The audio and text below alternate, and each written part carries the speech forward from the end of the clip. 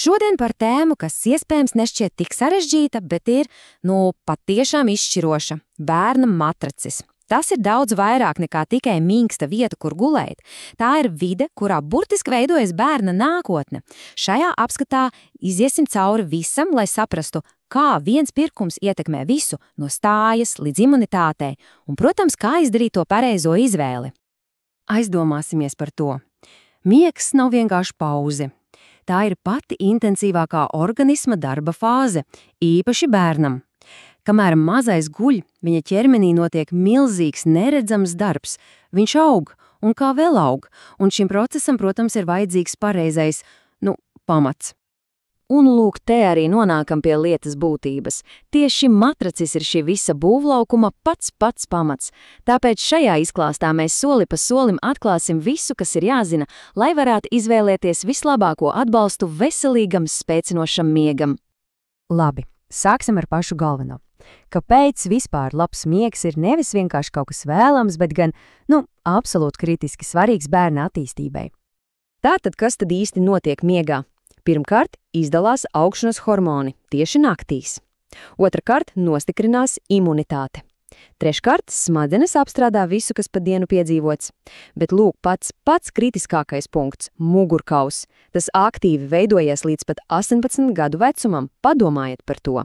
Tas nozīmē, ka pareizs atbalsts tieši pirmajos gados ir tas, kas ieliek pamatu veselai stājai uz visu atlikušo mūžu.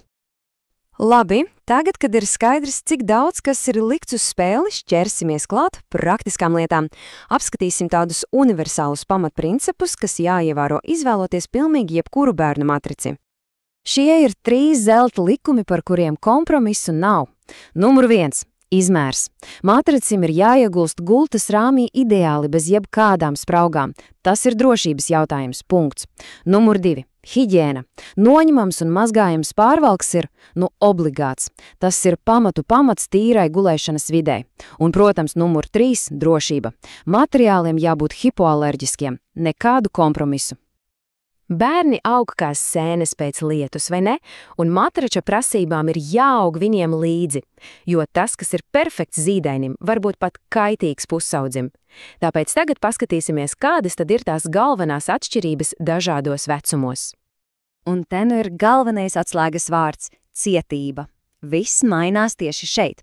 Pavisam maziem bērniem, teiksim līdz 3 gadu vecumam, ir nepieciešams stingrs, patiešām stingrs vai vidēji ciets matracis. Kāpēc? Jo tas neļauj mazajam ķermenim iegrimt. Mugurkaulam ir jābūt taisnam, un tas šajā vecumā ir kritiski svarīgi. Pēc tam, kad bērns jau ir paaudzies, var pāriet uz vidēji cietu matraci, kur jau parādās lielāks komforta elements, bet atbalsts joprojām ir prioritāte. Tālāk, biezums. Varētu šķist, ka biezāks vienmēr ir labāks, bet nē. Zīdaiņiem pilnīgi pietiek ar 6 līdz 10 centimetriem. Viņu nelielajam svaram svarīgāks ir stingrs pamats, nevis dziļums. Savukārt pusaudžiem, kuri, protams, sver krietni vairāk, jau ir nepieciešams biezāks matricis – 14–20 centimetri vai pat vairāk. Tur jau ir cits stāsts par svara pareizu sadalīšanu. Un kā ir ar atsperēm? Šis jautājums parādās ļoti bieži. Atbilde ir pavisam vienkārša. Maziem bērniem – nē. Kāpēc? Jo viņa svars ir pārāk maz, lai atsperes vispār sāktu pareizi strādāt. Rezultātā atbalsts ir nevienmērīgs. Bet pusaudžiem – jā, tas jau ir cits stāsts. Neatkarīgu atsperu vlogs jau nobriedušākam ķermenim sniegs lielisku punktveida atbalstu. Labi, esam tikuši līdz matračas sirdī – pildījumam. Ieskatīsimies iekšā. Materiālu ir daudz, un katram ir savi plusi un mīnusi. Šī tabula ir tāds labs ceļvadis. Paskatīsimies. Kokosa šķiedra – dabisks, stingrs, elpojošs, ideāls pašiem mazākajiem. Lateks – tas dod elastību, bieži to kombinē ar kokosu, lai radītu perfektu balansu. Tad ir poliuretāna putas jeb PU putas, tāds ekonomisks, diezgan populārs variants. Un uzmanību, memory foam jeb atmiņas putas, tās piemērots tikai no 6 gadu vecuma. Mazākiem bērniem tas ir par mīkstu, viņi tajā vienkārši iegrimst.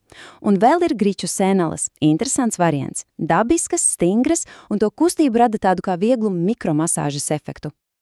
Un tagad noslēgumā 2 ļoti praktiskas lietas – drošība un, protams, kā panākt, lai matricis kalpotu pēc iespējas ilgāk. Lūk, šis ir jāiegaumē. Okotex standarts 100. Ja redzat šo certifikātu uz matrica, tas nozīmē vienu vienkāršu lietu. Tas ir pārbaudīts un nesatur nekādas kaitīgas vielas. Tā ir, ja tā var teikt, kvalitātes zīme, kas dod sirdsmieru. Un te viena lieta, kas varbūt dažiem būs pārsteigums. Pat vislabākais matracis nav mūžīgs. Ieteicamais maiņas laiks ir ik pēc 3 līdz 5 gadiem, un tam ir 2 iemesli. Pirmkārt, protams, nolietojams. Otrakārt, un tas ir pats svarīgāk, bērns aug un viņa vajadzības mainās. Bet, protams, matrača mūžu var pagarināt, un te ir 3 pavisam vienkārši, bet efektīvi soļi. Pirmais – vienmēr lietot ūdens necaurlaidīgu pārvalku. Tas pasargā no visiem nelaimes gadījumiem. Otrais, kā jau runājam, izvēlēties matraci ar noņemamu mazgājumu pārvalku. Un trešais, regulāri to veidināt. Vienkārši noņemt visu nost un ļaut tam paelpot. Lūk, ja no visa šīs stāsta ir jāatceras viena lieta, tad tā ir šī. Bērna matricis, tas nav vienkārši pirkums, tas ir ieguldījums. Ieguldījums bērna veselībā, stājā, labsajūtā. Tas, kas tiek izvēlēts šodien, liek pamatus veselībai uz daudziem gadiem.